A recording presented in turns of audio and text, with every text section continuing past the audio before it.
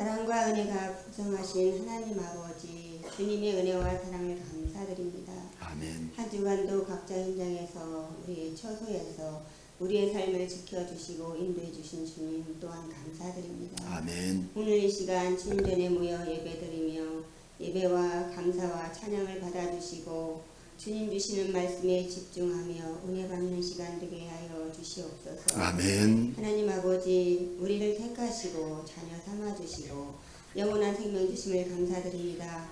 이곳에 예일교를 세우시고 주님의 뜻을 이루시길 원하셨던 주님, 이제 두 교회가 연합하여 주님 나라의 소망을 두고 주의 뜻을 이루어 드리기에 힘쓰고 애쓰는 우리 예일교회 성도들이 다 되게 하여 주시옵시고 아멘. 지역사회를 섬기고 이웃들 돌아보며 주님의 사랑을 실천하는 교회가 되게 하시고 오직 주님만 높여드리며 주님의 원하시는 영혼 구원에 앞장서는 교회가 되게 하여 주시옵소서. 아멘. 하나님 아버지, 낯선 환경, 낯선 사람들 이제 한 공동체 안에서 적응하며 알아가며 함께 주님의 교회를 섬기며 서로 사랑하며 서로의 기쁨과 슬픔과 아픔을 나누며 우리의 삶을 인도해 주시는 주님을 바라보고 기대하는 우리 교회의 성도들이 되게 하여 주시옵소서. 아멘. 하나님 아버지, 영적인 지도자 우리 목사님 늘 영육간에 강건하게 지켜주셔서 주님의 사역을 잘 감당하시고 또한 늘 새 힘을 주시고 피곤치 않도록 인도하시며 때론 지치고 힘들 때에도 주님 손잡아 주시고 위로하시며 새로운 성도들과도 소통이 잘 이루어질 수 있도록 인도하시며 주님의 사랑이 잘 전달되게 하셔서 서로에게 믿음의 동역자로서 주님 보시기에 참으로 흡족하게 인도하여 주시옵소서. 아멘. 하나님 아버지, 은퇴를 앞두고 계신 우리 김강철 목사님, 김명화 사모님 기도하시며 주님 인도하심 따라 결정하게 하시고 내려놓게 하신 주님, 평생을 주님을 위해 사역하시며 사셨던 값진 삶, 이제 앞으로의 삶도 보장받게 하시고 영육간에 더욱더 강건하게 하시며 때로는 아쉬움도 있겠지만 하나님 위로하여 주시고 기쁨으로 잘 마무리하게 하시고 주님 축복으로 인도하여 주시옵소서. 아멘. 하나님 아버지, 이 나라를 이끌어가는 유정자들이 현실을 잘 판단하게 하시고 서로의 이해관계 속에서 다툼과 분쟁으로 시간 낭비하지 않게 하시고 지혜와 명철함을 주셔서 무엇이 우선인지 잘 판단하게 하셔서 국민들을 위하여 최선을 다하는 정치인들이 되게 하시고 먼저 믿음의 정치인들을 통하여 변화되게 하시고 옳은 길을 잘 선택하여 국민들의 안전을 보장받게 하시며 새로운 복지국가로 거듭날 수 있도록 인도하여 주시옵소서. 아멘. 오늘 이 시간 질병으로 고통받는 자, 마음이 불안하고 평안이 없어 삶이 힘든 자, 풀리지 않는 여러 가지 문제와 사건들 이 시간 말씀 속에서 해결받고 돌아가는 귀한 시간 되게 하여 주실 것을 믿고 감사드리며 예수님의 이름으로 기도하옵나이다. 아멘.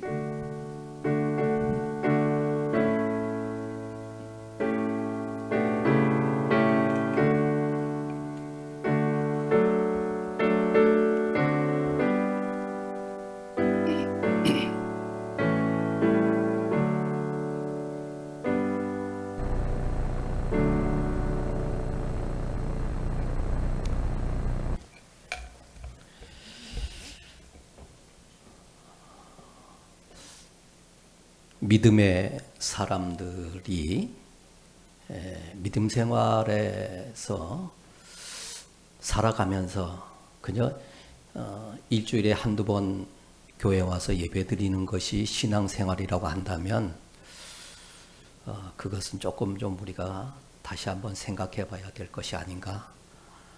이런 생각들을 제가 신앙생활에 오면서 굉장히 많이 했었습니다.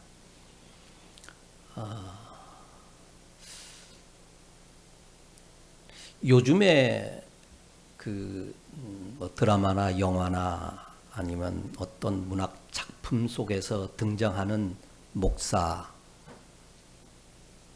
장로, 그리고 교인들을 묘사하는 것을 보게 되어지면 그렇게 세상이 우리 믿음의 사람들을 향하여 바라보는 시각이 그렇게 긍정적이지만은 않다라고 생각되어질 때가 참 많습니다. 그런 것들을 볼 때 굉장히 좀 안타까움을 많이 느끼게 되어집니다. 물론 여러 가지 이유가 있겠지만은 세상은 교회를 향해서 성도들 향해서 세상이 어떠할지라도 좀 너희들만큼은 우리와 좀 달라야 되지 않겠는가라고 하는 그런 간절한 바람, 외침이 저는 있다라고 봅니다. 그래서 성도들이 조그만 목사들이 어떤 조그만 실수나 어떤 허물이 있게 되어질 때 그것을 굉장히 사회적으로 큰 이슈를 삼는 것이 사실입니다. 우리가 그런 것들을 보면서 왜 지들은 더 하면서 우리들을 향해서 저렇게 비난하냐라고 하기 이전에 그 속에는, 그 이면에는 세상이 아무리 엉망진창으로 흘러간다 할지라도 근데 뭔가 그래도 어떤 좀 빛이 보이고 어떤 소망이 보이는 이것을 우리 교회, 우리 기독교인들에게 기대하고 있는 것이 아닌가 이렇게 생각되어집니다. 사실 저는 이게 어떤 측면에서 보면 제가 목사이지만은 목사님들과 주변에 많은 이게 목사님들과 많은 그런 인간관계를 맺는 그런 부분들을 굉장히 좀 소홀히 해왔던 것 같습니다.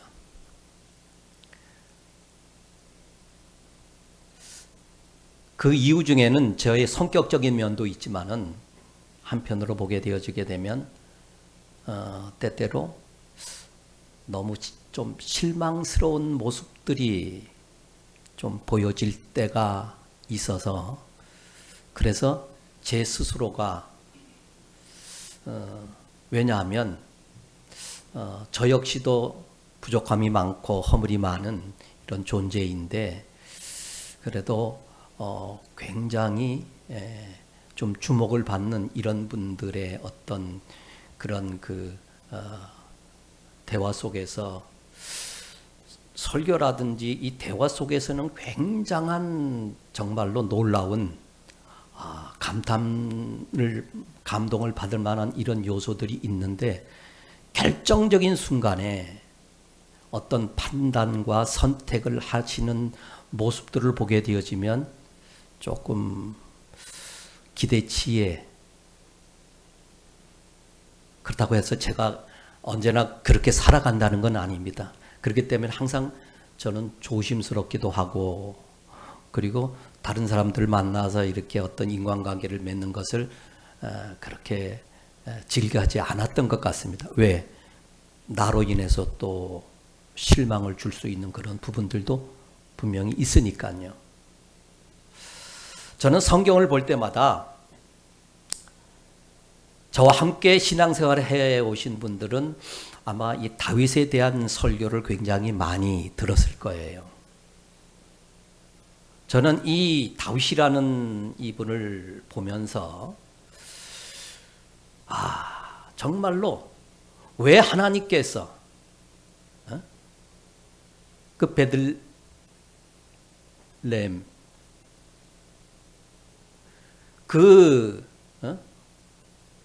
양을 치던 바로 이런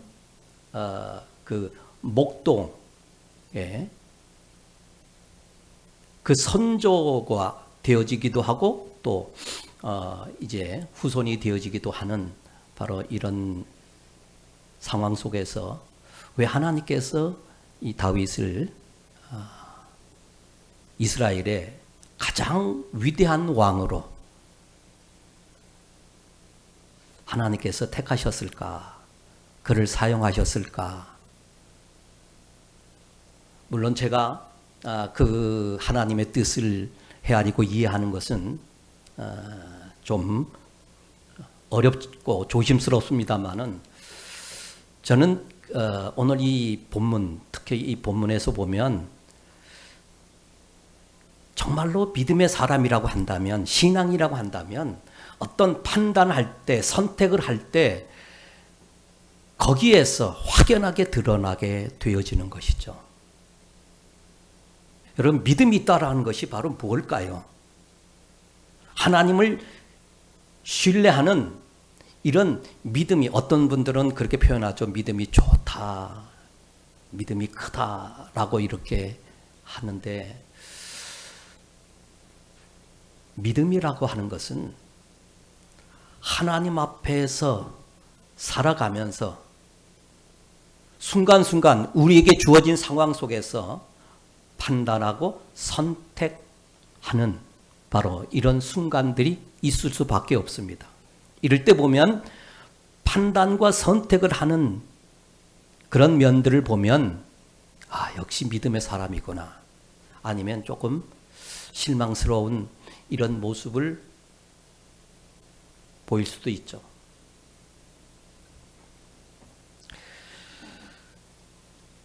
자, 오늘 이 본문을 통해서 보게 되어지게 되면 지금 이 다윗은 그의 어떤 허물로 인해서, 어떤 반역으로 인해서 지금 사울 왕에게 쫓김을 당하고 있는 것이 아니죠. 어떤 면에서 보게 되어지게 되면 이 사울 왕의 하나님께로부터 버림을 받았다라고 하는 바로 이런 불안감 속에서 이 다윗이 유력하게 자기의 권력을 위협할 수 있는 존재라고 이렇게 판단해서 이 사울 왕의 사위이기도 하고 수없이 많은 이런 전쟁에서 큰 공로를 세웠던 이 다윗을 지금 없애려고 하는 겁니다. 죽이려고 하는 겁니다. 그러니까 사울 왕은 지금 다윗을 죽이려고 하는 겁니다. 그냥 단순히 죽이려고 하는 것이 아니라, 여러분들 이 정치적인 세계에 들어가게 되어지게 되면요, 거기에서 이 벌어지는 바로 이런 아주 대단히 그 추한 모습들이 대단히 많습니다. 한 사람의 어떤 정적을 죽이기 위해서는 수단과 방법을 가리지 않죠. 그래서 호도하게 되어지고, 그리고 진실을 왜곡하게 되어지고, 이런 현상들이 이게 요즘에만 벌어지는 것이 아닙니다.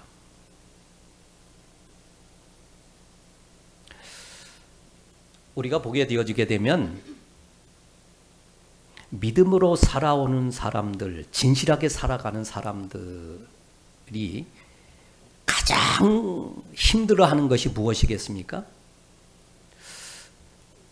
나로 인해서 하나님의 영광이 가려질 수 있다라고 하는 바로 이런 상황 속에 놓이게 되어질 때, 그래서 우리가 보면 부부지간에 이렇게 신앙생활 하면서도요, 우리가 표현하지 말아야 될 것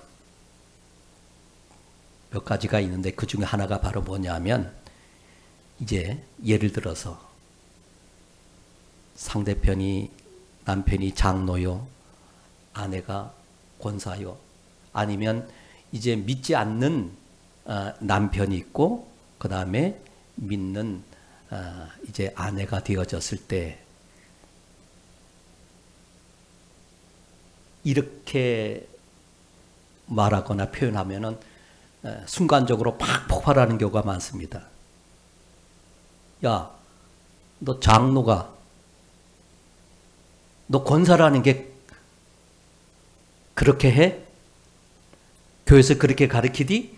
뭐 이렇게 되어지게 되면요, 마치 우리가 부부지간에 이제 시댁을 비난하거나 친정을 비난하는 바로 이런 행위처럼 굉장히 흥분되어지고 폭발하는 이런 경우가 있습니다. 믿음의 사람들이라고 하는 것은, 믿음의 삶이라고 하는 것은요, 믿습니다라고 그냥 이렇게 하면서 어떤 하나님 앞에 아쉬울 때, 부족할 때 요구하는, 기도하는 이런 삶이 아니라, 믿음의 삶이라는 것은 하나님께 영광을 돌리는 삶이라고 우리가 이렇게 본다고 한다면, 나로 인해서 하나님의 영광이 가려진다. 이것은 믿음 있는 자들에게는 참을 수 없는 바로 이와 같은 아픔이고 괴로움이죠.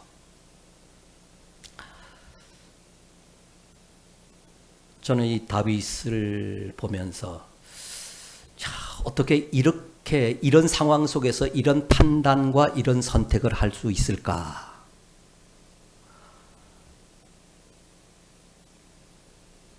판단과 선택이거든요. 어떻게 판단하는가? 그 상황 속에서 내가 어떤 것을 선택하는가? 사울 왕이 지금 제정신이 아니고 온전하지 않습니다. 오늘 1절에서 보면요, 어떤 말씀이 있습니까? 사울이 블레셋 사람을 쫓다가 돌아오매 그랬거든요. 이게 지금 어떤 상황이냐? 블레셋 사람을 쫓다가 지금 전쟁 중에 있습니다. 블레셋과의 전쟁 중에 있습니다. 전쟁 중에 있는데 조금 이 전쟁의 상황이 이제 소강 상태로 벌어지게 되어지는 이 찰나에 다윗이 지금 엔게디 광야에 있다라고 하는 바로 이 정보를 듣자마자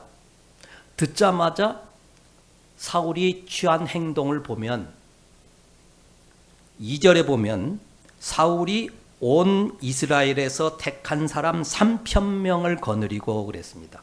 3,000명을 거느리고 다윗과 그의 사람들을 찾으러 들염소 바위로 갈세라는 말씀이 나오죠. 자, 여기서 3,000명의 군대, 요즘에는 하도 엄청난 숫자들을 우리가 듣다 보게 되어지게 되면 3,000명이라는 것은 뭐 대단치 않게 볼 수 있겠습니다만은 사무엘상 13장에 보게 되어지게 되면 그냥 들으시면 됩니다. 사울 왕이 왕이 되고 난 뒤 2년 뒤에 이스라엘의 상비군이 3,000명이었습니다. 3,000명. 그러니까 이스라엘은 평상시에는 뭐 지금도 이스라엘은 지금 전쟁 중에 있습니다만은 평상시에는 그렇게 상비군의 숫자들이 많지 않습니다. 그런데 예비군들, 전쟁이 나면 예비군들을 소집하게 되어지죠.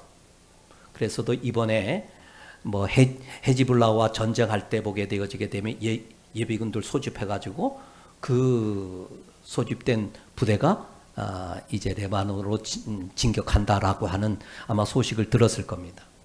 그러니까 이처럼 이스라엘은 전쟁이 나면은 그 소집을 해서 전쟁을 치르게 되어지고 평상시에는 3,000명, 그러니까 사울 왕이 왕이 된 지 2년, 물론 그 뒤에 상황이 조금 좀 달라질 수 있었겠습니다만은 지금 모든 병력을 총동원해서 상비군의 숫자를 동원해서 이 사울을 지금 없애려고 하고 있는 이 상황입니다. 죽이려고 하고 왜곡된 정보를 사람들에게, 이 사람들이요 굉장히 현명한 것 같을지라도 사람처럼 어리석은 것이 없습니다.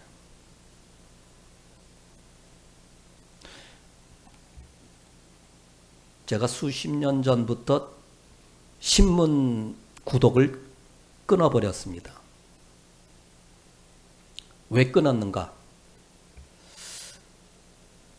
쇠뇌라고 여러분 들어봤습니까? 쇠뇌는 저 북한의 공산당들만 쇠뇌하는 것이 아니다라고 하는 것을 제가 좀 느꼈어요. 그래서 옛날 그 군사정권 시절에 어떤 모 신문이 압박을 받아가지고 그래서 이제 그 신문이 폐간되어질 그런 상황 속에 있을 때에 많은 사람들이 뜻 있는 사람들이 생각을 좀 하시는 분들이 그 어떤 신문을 구독하는 운동을 했었거든요. 이제 진보 계열의 신문이죠. 그런데 저도 그거를 이제 조금 구독하다 보니까 이게 너무 그렇잖아요.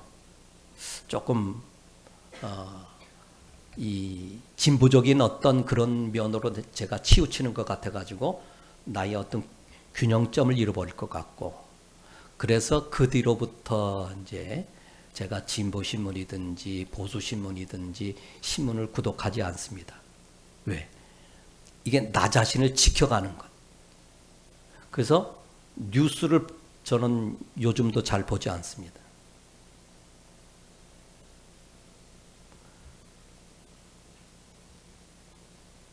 쇠뇌라고 하는 것은요, 그 다른 게 아닙니다. 아무리 진실된 사람도 저 사람 잘못됐어. 10사람 가운데 9사람이 그러면요, 처음에는 아니다. 에이, 이랬다가도요, 나중에 시간이 지나면, 그럴 수도 있겠다. 나중에는 그렇다라고 되어지는 거죠.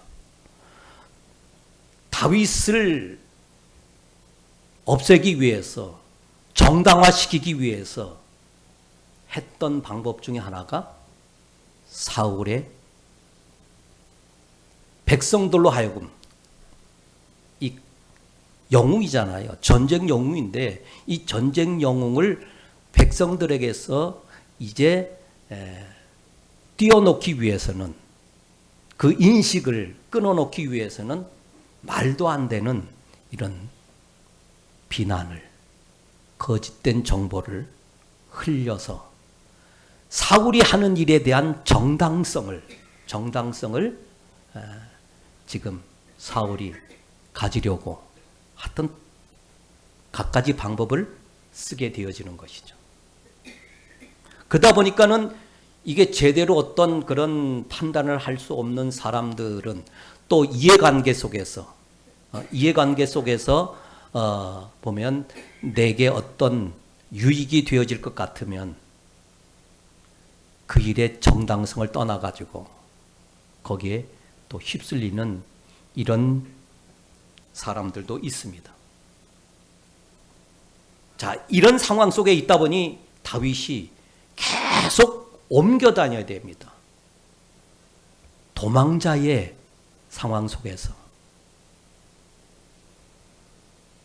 그리고 다윗이 그런 상황 속에 있다 보니까는 한 600여 명의 사람들이 그를 이제 따라다니는 추종자라고 할 수 있겠죠. 그럼 그 가족들까지 합하면 얼마나 많겠습니까? 혼자 도망 다니는 것이 아니라 그러다 보니까는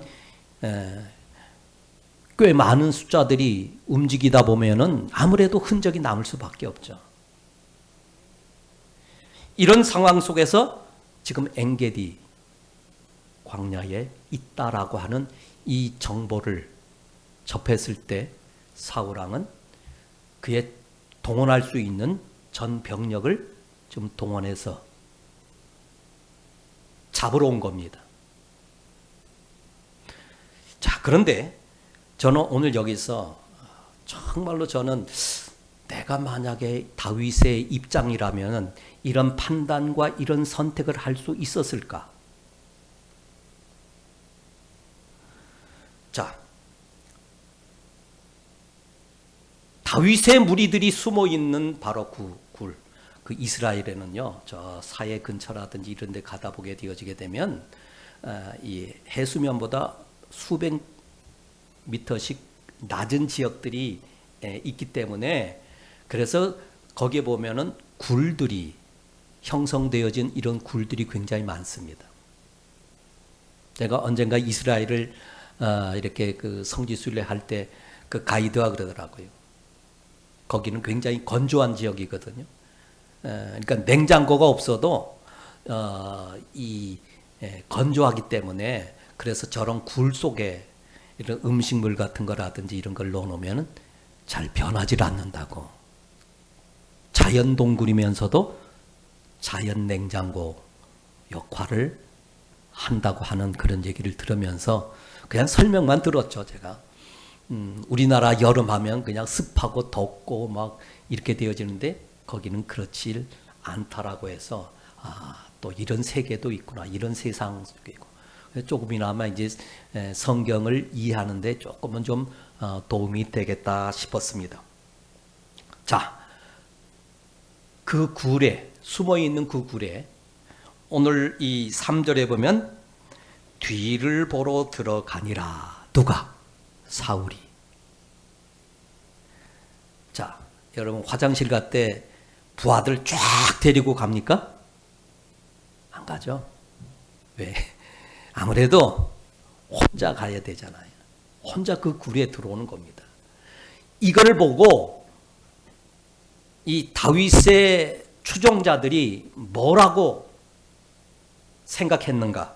4절입니다. 4절에 보면 다윗의 사람들이 이르되 보소서 여호와께서 당신에게 이르시기를 내가 원수를 내 손에 넘기리니 내 생각에 좋을 대로 그에게 행하라 하시더니 이것이 그날이니라. 당시 하나님께서 쉽게 얘기하면 하나님께서 당신의 억울함을 아시고 이렇게 기회를 주셨다.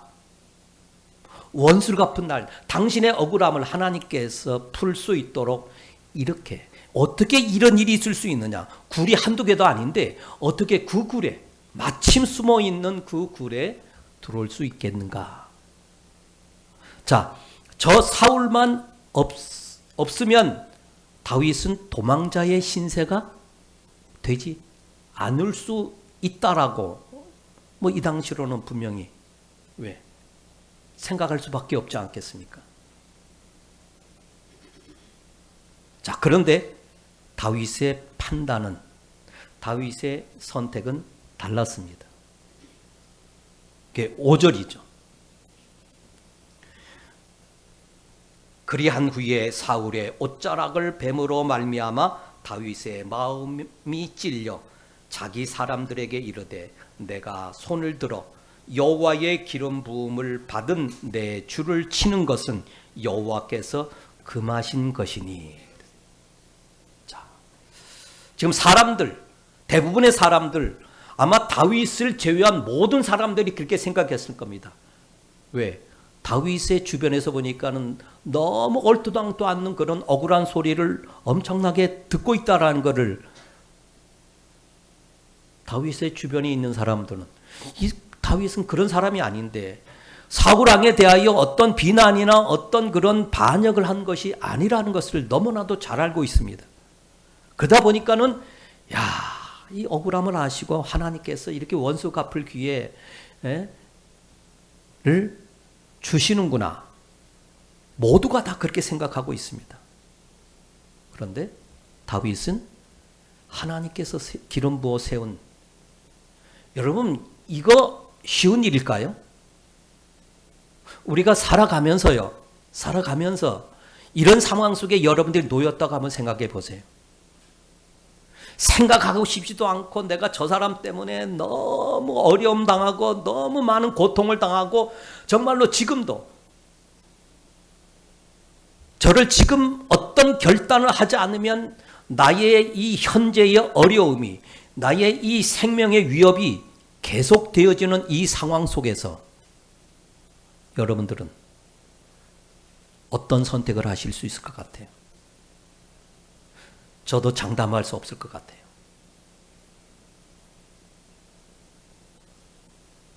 여러분, 믿음이라고 하는 것은요, 그 직면한 상황 속에서 어떻게 판단하는가, 어떤 것을 선택하는가, 이게 믿음의 삶인 것이죠.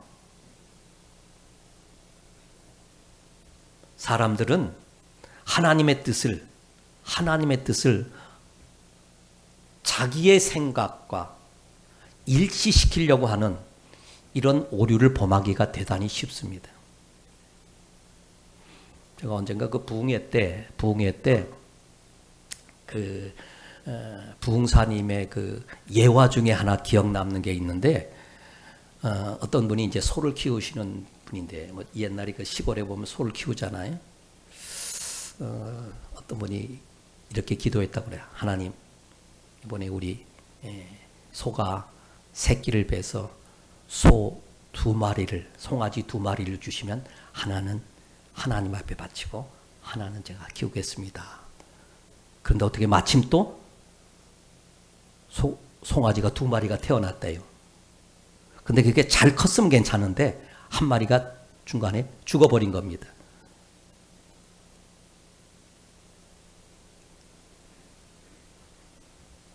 그런데 그분이 뭐라 그러냐면, 하나님, 저 죽은 송아지 하나님께 바칠 건데,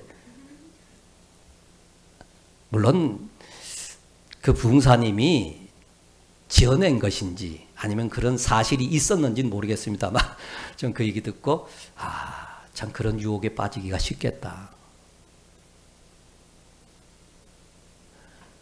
내게 불리하면요, 어떤 이해관계가 결부되어졌을 때 내게 손해가 되어지면은 사람들은요 굉장히 민감하게 반응하게 되어집니다.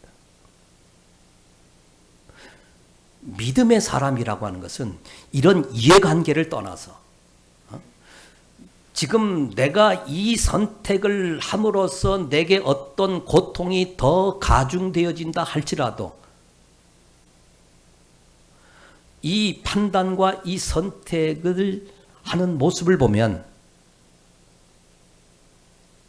저 사람이 믿음의 사람인지 아닌지,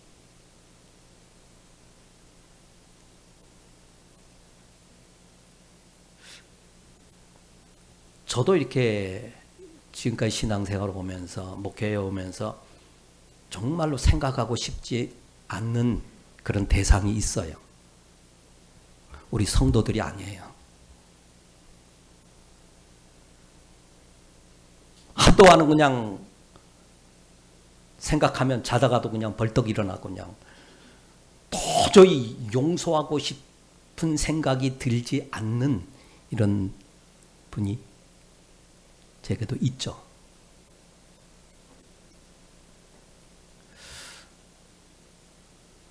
어쩌면 그분에게서 어떤 좋지 못한 소식이 만약에 들려졌다고 한다면 나는 아이고 거 봐라 쌤통이다 아마 이렇게 생각할 것 같은데, 아까 5절에서 보면 옷자락을 잘랐다 그랬거든요. 내가 당신을 향한 마음이 이런 것입니다라고 하기 위한 어떤 증표를 남기기 위해서, 그래서 세상 사람들에게 당신이 말한 것처럼 사울왕을 해하고 반역을 꾀하는 자가 아니라는 것을, 이 증표를 남기기 위해서 옷자락을 살짝 잘랐는데 그 자른 그 옷자락 때문에 마음에 찔렸다. 저는 안 찔렸을 것 같아. 어쩔 수 없이 그냥 살려줘도 그냥 기분 좋게 살려주는 게 아니야. 그냥 이를 부득부득 가면서 어쩔 수 없다. 이건 아니지. 그러면서 그냥 썩 유쾌하지 못한 모습으로 만약에 다윗과 같은 선택을 했다 할지라도, 그러면서 내가 헛짓거리 했지 하면서 후회하지 않았을까?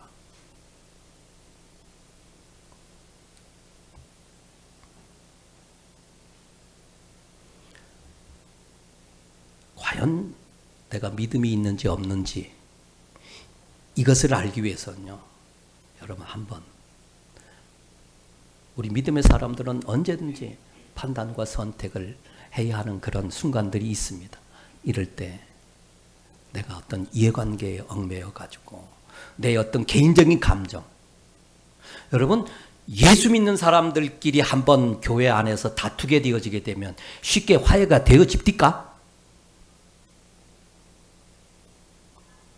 화해하는 거 쉽지 않아요. 교회 안에서 한번 둘이 좋았던 관계가 한번 이게 뭔가 문제가 생기게 되어지게 되면요, 원수도 그런 철천지 원수가 없다라고 생각하는 경우가 많아요.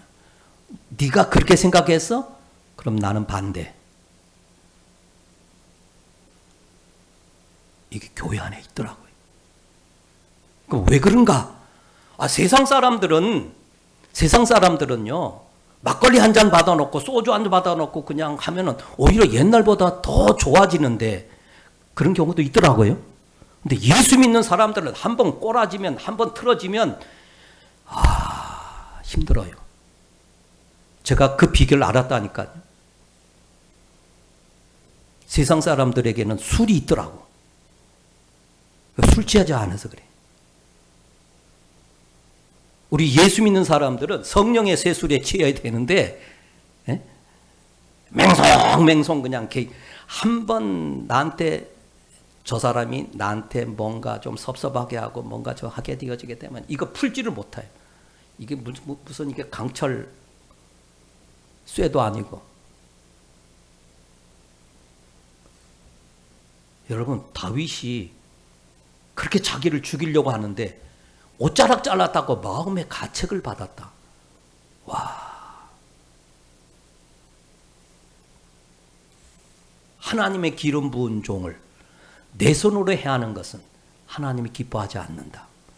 자, 여기에서 하나님께서 당신의 억울함을 아시고, 자, 원수 갚을 기회를 주셨다. 하나님의 기름 부은 자, 저가 지금 정당하게 행동하든지 올바르게 판단하든지 이것을 떠나서 여러분 같으면 어떤 판단과 어떤 선택을 했겠습니까?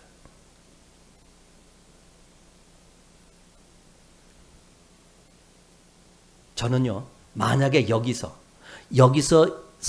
그 사람들의 어떤 의견, 600여 명의 사람들이 다 그렇게 생각하니까,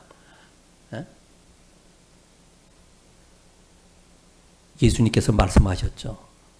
믿음의 길이라고 하는 것은, 믿음은 많은 사람이 찾는 길이 아니에요.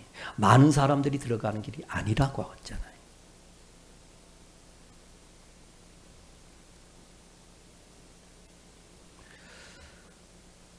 여러분, 이게 사울왕과 요나단이 죽고 난 이후에 이스라엘은 분열되어집니다. 남과 북으로 분열되어지죠. 그래가지고 7년 6개월 동안 전쟁을 하는 상태가 되어집니다. 전쟁을 하는 상태가 되어져요. 그리고 난 뒤에 이제 통일 국가가 되고 난 이후에도 상당한 기간 동안 저 사울의 왕가가 저렇게 되어진 것 다윗 때문이라고 하는 이런 비난 속에 놓이게 되어집니다. 만약 이 순간에 다윗이 사람들의 뜻에 따라 판단해서 선택했다고 한다면 어떤 결과가 없겠는가? 역시 이 믿음의 사람들은요, 순간적인 어떤 이익이나 어떤 내게 순간적으로 내게 도움이 되어진다라고 하는 바로 여기에 따라 판단하는 것이 아니라, 선택하는 것이 아니라 하나님의 말씀들. 그 고난이 더 길어지죠. 고통이 더 길어지죠. 죽음의 위협이 더 길어진다 할지라도 여러분, 하나님께서는 보시고 계시잖아요. 하나님은 아시지 않습니까? 여러분, 내가 믿음의 어떤 길로 가게 되어질 때, 믿음의 어떤 선택을 하게 되어질 때 사람들이 저 바보같이 저런 기회를 놓치다니, 아이고 저런 멍청이라고 하는 소리를 들을지라도요, 때로는 그것 때문에 내가 물질적으로 더 큰 손해가 있을지라도, 내가 더 그런 어려움 속에 놓인다 할지라도 누구는 아시죠? 하나님은 아십니다.